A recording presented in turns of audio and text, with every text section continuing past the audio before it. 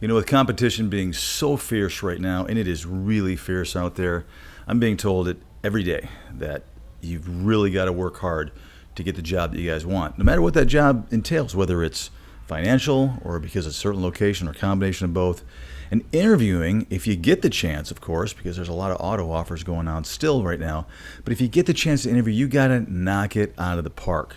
So this week, we're going to talk about interviewing, just some things you probably already know, but a great reminder to keep you sharp and to get you that position that you've been really hoping to get on this week's edition of Travel Evolved.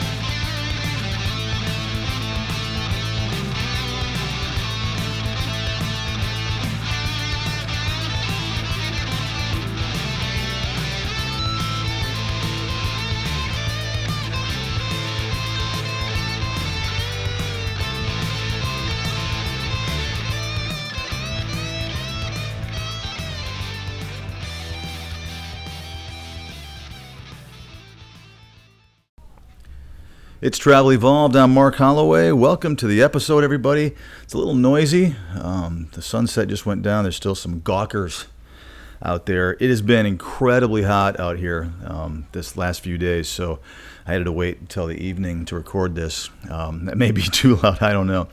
But anyway, just because it's been so hot, and it's just it's the end of summer, and summer's kind of officially maybe even over. I don't know, but man, what a great summer. I hope everyone had a really great summer themselves. I hope you found the destination that you really wanted to go to. I hope it was paying what you wanted the assignment to pay. It probably never is the case. Everyone wants to make more money in the world. We're talking about interviewing this week for sure. I want to thank everybody. We are, as you guys know, we have started doing live streams, I guess, and live Q&As on Travel Evolved, the Facebook group. If you're interested, jump on there. I'm going to be on there every Monday, including holiday weekends. I mean, there's holiday weeks. There's a lot of holidays that fall on a Monday. So I'm going to be on there every Monday and Thursday. I guess we'll look and see what some of the major holidays fall on this year. But that's the plan, at 8 p.m. Eastern Time. And I've been told to be patient. It's going to start out being just a handful of people, which may be good. If you're one of those handful of people and there's just something, a really burning question that you've always wanted to ask, or something that's going on with you right now, we can talk about it. It doesn't have to be a question. You could kind of commiserate with something that maybe happened that's either, really tough in a situation, a travel assignment you're on right now. Maybe something that's good. It's always a good change of pace to hear something really wonderful about an assignment that you're on. But the idea is that we're going to try to talk about the episode. So we'll be talking about current episodes on every Thursday. We're going to go back and try to recap some of the older episodes that we think were important and merit some potential open discussion about them. As you guys all know, nothing's off limits. We can talk about anything. I think that's what this industry needs more of, in my opinion, substantially more of, and that is some openness, some honesty, some transparency. It's not a you versus us. It's not an us versus the hospital. It's not us, everybody against the hospital or the vendor involved. We're a team, and it's unfortunate that you guys have been kind of trained and conditioned to not feel like you're part of the team. You feel like you are against the team, and you're always trying to watch out for yourself, which I absolutely understand that thought process. I've witnessed it from this side of the desk. I know it exists, and I completely understand why you would feel that way. I don't think it's going to change until more and more agencies start changing their approach, start changing their philosophies. And again, if I've said repeatedly in the industry, no one wants to change because they're all doing relatively well. Everyone's doing really, really well. Now, I have heard last few weeks, things aren't going so great for some agencies right now.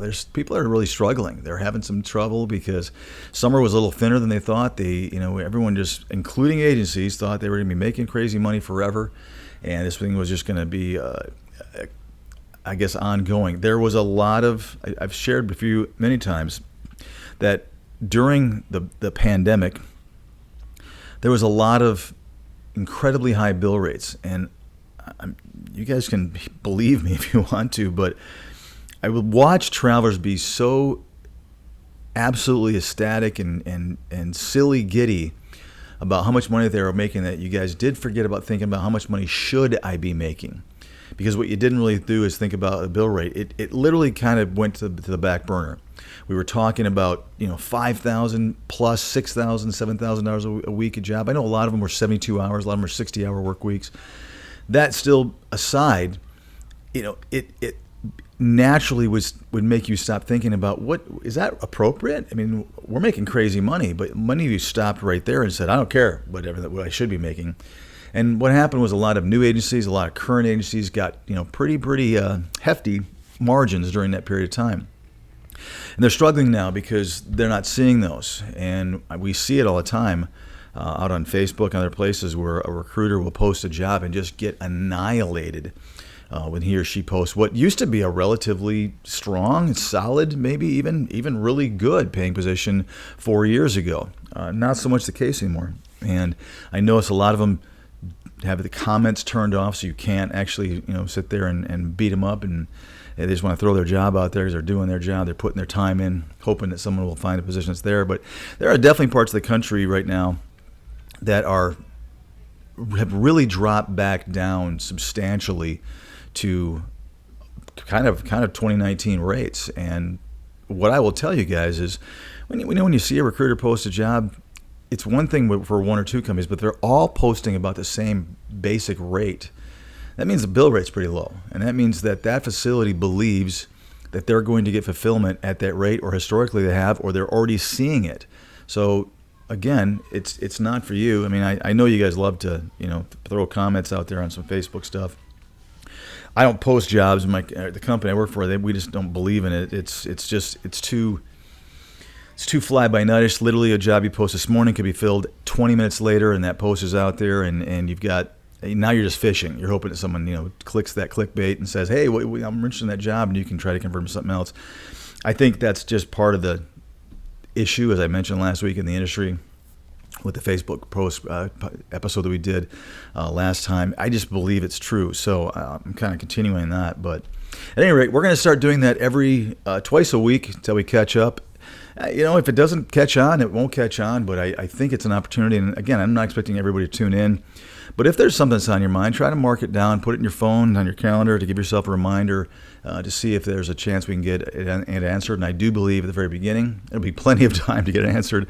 I've got such high expectations that, we just had a handful of people show up last time, and I was just, oh, it's terrible. Like, oh, no, it's good. That's actually really good for the first time I'm going. It didn't feel that good. So I may be sitting there literally by myself. That's okay. I will be available for, typically we'll go as short as 15 minutes if there's literally nobody there, and I'll go an hour if we have some good engagement, some good conversations, and we've got some great questions going. I think it would be a lot of fun, and hopefully it'd be good for you guys to be able to, again, kind of complete and fulfill some of the episodes and have them, if I go fast or they just didn't quite make sense, and that's not unusual because sometimes I even listen to it. I'm like, I don't know if I was really clear on that. And it just is just the way I am. It's the way I talk. It's where I was brought up, and it just goes quick sometimes.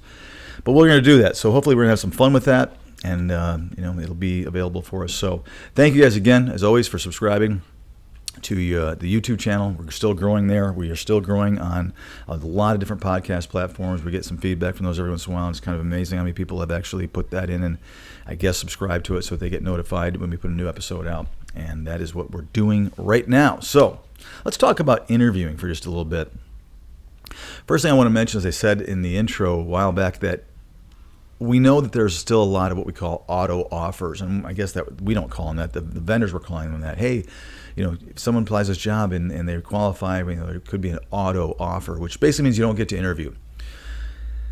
They're great if you are an agency that has a candidate that doesn't care about interviewing, because it's a fast way to get somebody booked, and it's an easy way to get going. What we do find, however, is that it can lend itself to some issues, not interviewing, getting the auto offer. Many travelers, don't like that. They still, they'll take the auto offer, but they really want to do everything they can to try to talk to somebody between the time they accept that auto offer and their credentialing is completed. Thank you very much. And they are actually starting. So I think most agencies try to facilitate that. I think it's normal. It just depends upon if that manager understands that need. I mean, I'm not going to drive even a handful of hours, let alone a few states away to go on assignment when I don't know their floating policy. I don't understand their schedule, and I don't want a surprise. And I don't want to start renting and slapping money down on housing if I don't know the answer to those things. So obviously, auto offers aside, interviewing is an incredibly important part of this process. And it's one that I wanted to dedicate an episode to because it's a lot like the marketability, the traveler marketability episode that we did. You are in direct competition with everybody else who's not listening to Travel Evolved. If they look better on paper, if they've got more certifications, if they've got a few more years of experience, but you made the cut and you're actually one of the people that are going to get the call, you got to knock it out of the park. You've got to do the things we're going to talk about. And it's not a skill that many people discuss anywhere in travel healthcare. I don't see it on Facebook posts. I don't see people mentoring it, talking about it. But I can tell you from 23 years of experience, it is a deal breaker for a lot of strong travelers that just don't interview well. And it is something that a manager is looking for somebody who they are going to have zero problems, is going to be a great fit, going to be able to hit the ground running, be a perfect addition to their unit or potentially their counterpart's unit if you're, maybe their days and nights or vice versa. They're looking for a great fit. And if they don't feel that you are, and they happen to be lucky enough to have a number of choices, which I believe is pretty strong possibility right now, then you may walk away from the job you really, really wanted, and it can be frustrating. You can walk away from money, you can walk away from locations that are really high on your list of priorities, which means your overall experience as a traveler can be substantially downgraded if you have to settle for places that accept you because there isn't a lot of competition, or just because you're swinging and missing a lot of the interviewing process. So, first and foremost, we obviously all realize, and again, a lot of this episode is going to be common sense. It's just a reminder episode, and I think maybe there'll be a few things here that you may not have thought of, and I hope that I catch everybody on something like, that's a good tip, maybe, or a decent tip. The first thing I'm going to point out is that obviously you were at a disadvantage to a normal, I put the fingers in the air quoting, interview process because you're not face-to-face. Now, I've got a philosophy. I think down the road, as these guys become more and more sophisticated, I believe that doing FaceTime or what's the other one, WhatsApp, those kinds of things are going to be part of the interviewing process, which means you're going to have to brush your teeth, make sure your hair looks okay, and you're not get your coffee and be ready to go because you may be doing it face to face. I think that's coming. It's just one of the, I think, probably good things that our industry is going to be having pretty soon. I mean, we've got the technology right now. It's just a matter of whether or not managers start doing that and hospitals start recommending that. If I was a manager, I would. If I was a traveler, I'd want that because I don't want to be able to see the guy or gal who I'm potentially going to be working with or for, and I want to make sure that we're a good fit too. Again, I'm the one as a traveler, you guys, that's taking all the risk and driving across the country. They're not taking a risk. We all know this. If I don't fit in, they're going to figure out a way to get me out of there, or they'll only have to deal with me for 13 weeks max, and they can find a replacement very quickly. If they're not a good fit, you're stuck. You've driven all the way across the country. Like I said, you've slapped down potentially money for some sort of housing if you aren't taking your own housing and driving your own housing.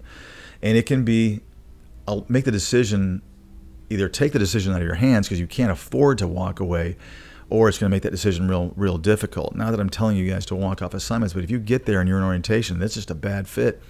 You've got those expenses, you've got that time, that opportunity cost that you would be experiencing if you had to start back over again, and that makes for a tough decision. And so if you're able to talk face to face, that would be great. I think it's coming. Again, this episode is being aired sometime, I believe, during the month of September, obviously, of 2022. So we'll see if 5 years from now, if it's still up and still people are watching it, was I right? Is there more and more phone usage of interviewing going on during the interviewing process? So the fact is, because you are typically at a disadvantage because you were just talking on a phone, you've got to be very aware of what you're saying. You've got to be very, very aware of how your voice sounds and how your inflections are and things that are exciting to you, and not. You can't sound like a bump on a log and like you have no energy. That's obviously number one. When you're talking to somebody, you've got to be high energy and make them go, oh, this person seems really upbeat, and I think they're going to get through that 12-hour shift potentially for 8 hours, 5 days a week or 3 days a week. And I like that aspect of them. You can't just kind of wake up and be like, yeah, I'll do it. We've had terrible, I'm so sorry about the yelling and screaming. Terrible interviews before from people that are really, really solid travelers, and we're not on the phone, so we can't always tell. But I've had some travelers admit to me, I wasn't on my best, and I don't think I'm going to get that position, which is unusual for me because I was off, and sure enough, they may not have. So like I said before, there's a ton of competition right now, and I think that you guys should be aware of that. The minute that your company or companies say, I'm putting you in front of some jobs, and you're getting ready to prepare yourself for a phone call, I think it's important that you recognize, I don't care if it's a small little teeny town that doesn't seem like it's a really high pay rate, but happens to be a good fit for you because it's close. I would go into the assumption that there's going to be a ton of people that are interviewing, or at least 3 or 4 of you that look exactly like you potentially on paper. I'm telling you that because you've got to gear yourself up. You've got to say, I want this position. I've got to get ready, be prepared, which I'm about to talk about, and be myself, but also be very, very upbeat and not be, kind of half doing it. You got to go after this stuff. It's what the rest of society has to do a lot less frequently because we're only interviewing potentially every few years, or who knows, once or twice in a lifetime. You guys, unfortunately, oftentimes are doing this, 2 to 4 times a year easily, maybe even longer and more often, I should say. If you don't have a lot of your experience, or if you struggle with interviewing, you may not get all these jobs. A lot of you get jobs first time. My love to you. That's great. It means you know what you're doing. It means you've got great credentials on paper. But a lot of folks aren't that lucky. They may struggle with interviewing, and they may not, again, look like everybody else does on paper. Maybe they only have a couple, 3, 4 years of experience, and they're lucky to get that interview, and they may know already, and you guys should know this, that you may already be the last choice, but you got to try to make it be where they're going to go, wow, I didn't think I was going to be as interested in this person, but they won me over during the interview. So be prepared, gear up. When I say be prepared, I'm also talking about some just fundamental things. Here's a couple that drive me crazy. Didn't have the phone on. Now, I understand if you're working. Totally different scenario. Have your phone off. I would never want you to have your phone. You should be letting your recruiter, your company, know that if you're working days, great. Or if you're going to go to sleep at a certain point, that you are available after this particular time of day, depending on what your schedule is. If you come back from a night shift, let's say, and you go, you have something to eat and you go to bed, which you shouldn't do. You should try to eat a few hours beforehand so you're not putting on those extra calories and letting it just rest there. Just see a couple different episodes. If you're going to have a schedule where you're going to be sleeping for a certain period of time, or you're going to be working for a certain period of time, do your best to let your company know that, and hopefully you've got a solid enough recruiter that they're going to let them know that too, so you're not going to be called. And because I'm telling you, if your phone's not on and they don't know that, if you're the first choice, their most greatest choice, who knows what, put yourself in that manager's shoes. Would you hang up and then go back and wait another day to try that person again, or try a different time much later in the day? More often than not, they're going to go to the other person or persons that they had their resume printed out in their profile packet, whatever your company calls it. They're going to try to talk to somebody. And oftentimes, I know this for sure, I have researched, I have spoken with managers, it is oftentimes the first person of the pile that they're talking to that they reach, that they offer the job to. A lot of these men and women do not feel, or legitimately don't have the time to dedicate a whole bunch of time to getting a traveler, and because obviously they might have 7 or 8 or more on their unit, which means they're interviewing almost every week, and they oftentimes are trying to pull some shifts. They've got a busy floor maybe, and they're not pulling shifts, but they're busy, and they're trying to carve out some time to hire a traveler for what they need in a few weeks, and they're not going to spend an awful lot of time waiting and calling people back. You hope they are, but that's a really big part of the process. I do think it does happen, but you guys know as well as I do, if you're not sleeping and you're not working, make sure your phone's available. Here's another tip. make sure the voicemail has been cleared out. If it says voicemail full, they're not going to try you back because they can't even leave a message, because oftentimes that's the biggest choice. Maybe you are the first choice. They leave you a message and they say, call me back, and you should. So as I'm talking about this, I do want to say, when you get a message from a facility, don't wait a day or two. See if they left an appropriate time for you to call. If not, take a good guess, that maybe they're working days potentially, and try your best to return their call as soon as you can when you're either off work or you wake up and you freshen up a little bit and you get yourself a little bit more alert. Call right away. Don't wait a day. Don't wait, hours and hours and hours and hours. They may not wait that long for you. Your voice message, I should say. This goes without saying, but it's amazing oftentimes. I'll have somebody out there that says, hey, give me a call. I want to discuss something, or somebody that works with my company will say that. And we'll call them, and the voicemail is inappropriate. And I don't mean off color and risque. I'm saying sometimes it's just unnecessary. I don't want to go into some details, but your voicemail should be short, sweet, and professional for the phone and the voicemail that you're actually going to be giving out. If you're a traveler, if you've got some weird message or some music playing or something that you're saying that just makes it sound like you just are less than professional, I would honestly consider changing that. I want people to be themselves. You guys should be yourselves, but at the same token, you might be being judged, like it or not, and there could be a decision made right then and there whether or not they're going to even leave a message or move on to somebody that has a different message than maybe what you have. Don't see it a lot, but every once in a while I do hear those, and I'm just like, it just makes me go, is that the phone that they're giving to hospitals? Because I'm not sure I would leave a message. I might just hang up and go to the other person that I'm interviewing, because it's weird. It's a weird message, and one you don't expect to see from someone who is giving their number out and letting people leave a message for a potential position. So keep that in mind. Clear that voicemail. Make sure it's not full, and make sure that it's appropriate. Some other things. Have a calculator. If you have a position where you use a calculator and you're allowed to at work on a shift-by-shift basis or all the time throughout your shift, I'm talking about telemetry, ICU, a lot of you guys do that. Have one there, or have your phone on speaker so you can actually use your phone's calculator if you use calculations, whether it's ratios or all the different things you're doing for pump, settings and that sort of thing. If you are using a calculator on your job, have one available for right now. I know it's just a little weird thing, but if it's necessary, be prepared for that.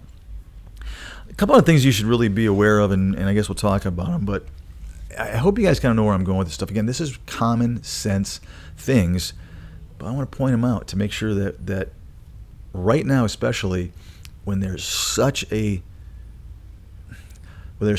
many few jobs that travelers are telling me that they really want. You guys are still going after those high-paying jobs. I get it. I would be too.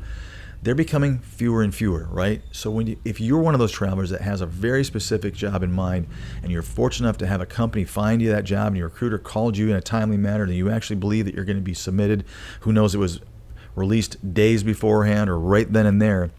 You guys realize that, right? I mean, recruiters have more than just you. So if you're an ICU nurse and there's an amazing ICU position, they're going to do their thing, whether it's texting or instant messaging or calling.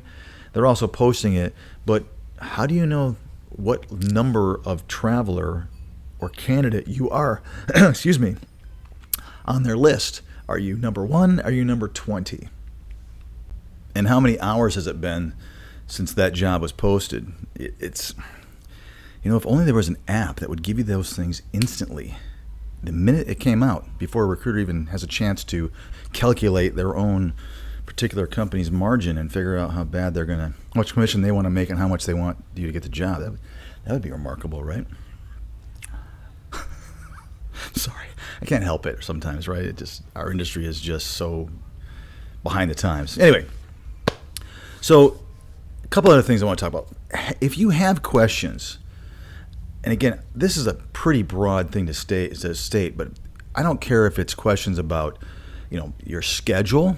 That's an important one, right? Block schedule. That's probably one of the number one questions that I think all travelers ask is whether it's, if you're not working 5 days a week and an 8-hour shift days, like a lot of our allied folks out there, if you are at a weird 12-hour, you're working some other kind of specialty that is 12 hours and not normal days, That's an important question. It's the number one question that people want to ask is I need to know what my schedule looks like, especially right now when I feel like travelers are not traveling as far away from their home as they used to. I think most travelers right now, I should say, when I say most, I mean a slight majority of travelers out there look for assignments currently, I think, that are a little closer to home. A lot of you guys want to be able to shoot back, every couple of weeks or be available within, 4 or 5 hours. I'm hearing that. That type of assignment has a higher level of interest than even sometimes a higher paying or even a different location currently right now. So if that's the case, make sure you can talk about block scheduling. Have these questions in mind. Is that a really important one to you? Is floating? I had a couple that was a really important thing to them. They got kind of misled by one. And by the way, hi, you guys know I'm talking about you right now. But they got misled by another a facility. It wasn't an agency. A facility kind of misled them. They got there, and it was all floating. It wasn't even a slight float. So these are questions that if you ask about block scheduling, if you ask about floating, and someone gives you a direct response that is an answer, it's really, really hard for them to go back on that and pretend as if you didn't ask the question before. It's really, really important. So it's hard for them to say, we didn't talk about that. Yes, we did. They know you talked about it. You asked it. You wrote it down. It's right there. So why am I now saying that there's no self-scheduling or block scheduling, whatever is important to you? Ratios, nurse-to-patient ratios, is that an important one? All the questions that you would have. It could just be some simple questions about patient type, patient age, the volume of the unit. Again, if you're like, let's say, for example, I don't know, an L&D nurse, there's a lot of high risk. I mean, they're looking at your resume, so if you don't have that experience, they wouldn't probably be talking to you, but maybe they're going to sneak that in. We actually do a lot of high-risk deliveries here. You need to know these things so you can make a good, educated decision and put all these pieces together, and you wonderful people do this every time you interview to make a decision on whether or not this assignment's for you. If you're missing the pieces, you don't have the information that you need to make a good decision, and that's what we're trying to talk about here. So yeah, you want the job, and I talked a lot about that, but now you also want to make sure that if they're liking, and I love that word, you during this interview, and you can tell, there's an appropriate time to come up with the questions that are important to you. I don't think you should be talking about block scheduling in the first 2 minutes of the interview.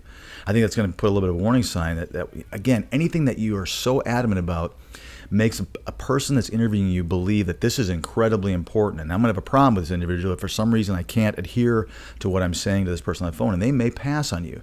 So there's an appropriate time, and I think a lot of the questions that you have that are non-clinical, like scheduling, like, perhaps you've got a wedding to go to and you've got to make sure that those dates are off, or you want to talk about holidays, which we're going to have coming up again. They come out every year, I guess. That's what I keep being told. The things that are important to you, those are the ones I think you should wait until the end to address or to at least ask. But clinically, those ones are, I think, I think a manager's looking for some good, knowledgeable questions that are going to be important, that show that you're interested and that you're engaged in this interview, and that you really also want to make a good decision on whether or not this assignment is a good fit for you. Asking questions and having that communication where you're not just answering questions and going over your resume. You guys know when you have a good interview, you hang up and go, I've heard you. Oh, I love that manager. I've heard the opposite before, but I like it when someone goes, I really hit it off well with the manager. And hopefully that's the person that you're going to be working for, or is going to be at least in charge of the unit. Even if they're working an opposite shift that you're at, they may have your back. If you enjoyed that interview, and it gives you a chance by asking these questions and by having questions asked of you, you kind of get to know the personality of potentially the person that's going to be conducting and doing the interview. I think there's a dog fight going out there. No, typically what that is there's a big dog walking down the Strand, and there's a little dog making sure he knows that he's the boss. And now he's told him and he's done. Sorry about that. I hope you can hear it. And fireworks going by. It's just chaos here on the beach here. So anyway, it gives you a chance to get to know the personality a little bit better. Don't just let them go through and do all the talking. Get them engaged. The more you talk to them, probably the more interested in you they're going to be. But it also gives you kind of a hidden insight as to, is this person, is there any warning signs, or does this seem like a really good fit? And I think more often than not, it is a good taste of what the assignment's going to be like. If you're hitting it off with that manager, that means you're going to like the way he or she runs their unit potentially, and you could have a decent expectation that you're going to get there, and that's going to be the atmosphere and the culture of that unit. Who knows? Hopefully it's the person you're working for. I do know a lot of times you guys interview with somebody that is not the direct person that you're working for. That makes it a lot tougher. But you still might get maybe a feel of what you're hoping the unit might be like, right? Here's a wild one. When the interview's over, here's something you might want to do. You might want to ask for the job. It's amazing how I've asked that to travelers before. Did you ask for the job? No. Did they offer it to you? No, they didn't offer it to me. If they offered it to you, you don't really need to ask for the job. But if they don't offer it to you, instead of saying, well, what's the next step or how many people or when will I know, say, I really enjoyed this. Thank you for taking the time to call me. Thank you for considering me as one of the candidates. I don't know how many you got in front of you, but I really appreciate the fact, and it means a lot to me that you chose my profile to be one of the people I talked to. I like what we've talked about today. I would love to be offered this position. I really am hoping that I get this. There's nothing wrong with that. I've done a lot of interviews for people, that work, for companies that I ran, and I've interviewed a lot when I was younger. It's amazing how people don't ask for the job, and they leave, and you're like, I have no idea if they're interested. And that makes me so much less interested in somebody if they don't show some kind of like real interest. I'm like, I don't know, probably not going to hire that person. I don't think I've ever hired somebody that didn't ask for the job. It's amazing. Now, I don't know if that's the same thing that happens in healthcare and in travel especially. I could see how it would either fall off the map, or maybe I'm completely wrong. It's something you guys do every time because there's competition. I hope it's the latter of the two. I hope you guys really do ask the job because I think it's really, really important. I mentioned you got to bring up, needed time off. Obviously, that's going to be important. Like I said earlier, if it's vital, like you've got, like I said, maybe a wedding that you're in, or something that you really and you have dates you absolutely have to have off, surgery if it's not something that you're going to be able to have to stop working. Maybe you're having, I don't even know what kind of surgery that would be, but if you've got a vacation that is booked and paid for that is expensive or whatever, those are kind of almost, you have to have it off. So you've got to bring it up at some point. The decision you have to make is, if we're talking about holidays, and I know I did an episode a year ago on holidays, that's where you kind of have to just use your best judgment. Here's kind of my rule of thumb, and this may be bad advice. I'm just going to tell you what I think.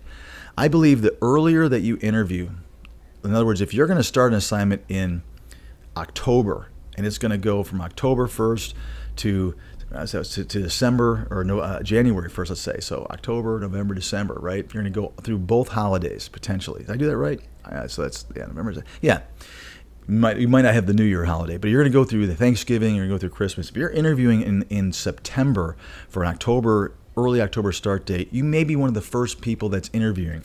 It's probably a better idea at that point to say, I sure would really like to have my choice on holidays. Is that something that I can address with you the minute I get there, or can we address that now? Because I've worked the last 3 years or whatever. I think that's important. I think if you're getting in toward the end, or you're unfortunate enough to have an assignment that ends, maybe in early November, and you're trying to get an assignment quickly, and you're going to start right before, let's say potentially the Thanksgiving holiday, I do think sometimes that makes it more difficult. You can certainly ask, but you've got to kind of know what your reaction is going to be, and be prepared to have that reaction. If the answer is no, we've already given it out, or I don't know, or I don't even make those promises, know how important it is to you and let them know. It really isn't that important. I was hoping to get let's say Christmas off. Potentially, if I could have maybe Thanksgiving off, I could go home then or do something, and I'd be willing to. Let them know what you're thinking based upon how important it is to you. And decide before you start interviewing for things like that. Again, it could be a summer vacation. If it's around that, Labor Day or Memorial Day or the 4th of July, realize that you aren't the only one that wants that time off.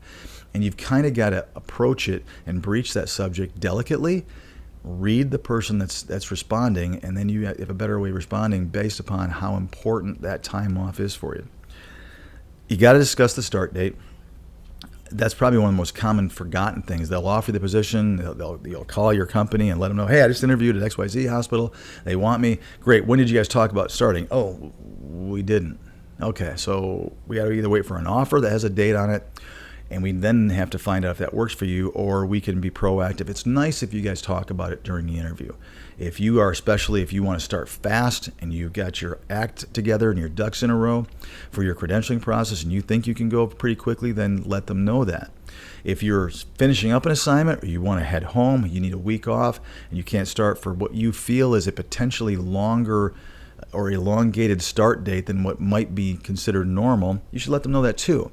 You're not trying to lose a job. If they've quote-unquote fallen in love with you and they really like it, and you're going to be able to tell during a good interview when you get good interviewing skills, if you don't have them already, you're going to know how far you can push that envelope. Hopefully, again, you've been up front with your company about when you can start, and that company has hopefully communicated effectively your start date. I would love to think that they're not calling you. If you're 6 weeks out and you still get a phone call, I would hope your agency has told them right there front and center that your start date is 6 weeks out, because there's probably nothing more frustrating than them not doing that and a facility calling and you've said, I told my recruiter in my company I wasn't available, and they didn't know. It could be the manager's not paying attention, or HR, or whoever, the nurse staffing office isn't paying attention, or the recruiter that's at the hospital wasn't. But let's try to get that start date established, and again, make sure that you know. I think it's just one of the most important things you can do. Again, thank them, even if they aren't going to tell you if you have the position. I think it's really important that you thank them for the time. And again, I think it's nice to hear that, hey, I really appreciate that you called me and considered me. I don't know what you were looking at as far as how many people, but it means a lot that you called me. I hope I get it. But thank them for their time, because you guys have seen management sometimes. They really are wearing many hats.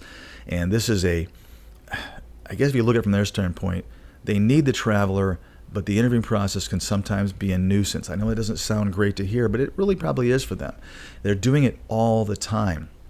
And I think either they get very, very good at it, or they get a little bit more complacent about it.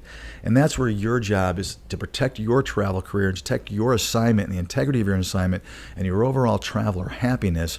You've got to make sure that you get that interview up to speed and make sure you're in control of how it goes from your end. And maybe, just maybe, that will elevate it on their end slightly. So I can't think of anything else to really talk about during interviewing. You're going to get better. But I do think that for today, focusing on the interview is a really important thing. You just can't wing it. And I don't care if you're 20 years and you get every job. I do believe more and more the ones you guys want could potentially be harder. And why not hone your interviewing skills? At least start focusing on what you're saying. Evaluate yourself when you're done. How do I think I did? I don't care if you got the job or didn't get the job. You should think about, did I do a good job on that? What could I have learned, or what could I have done better on that last interview? And I think if it's one of the many thousands of things that you guys have to focus on, it does.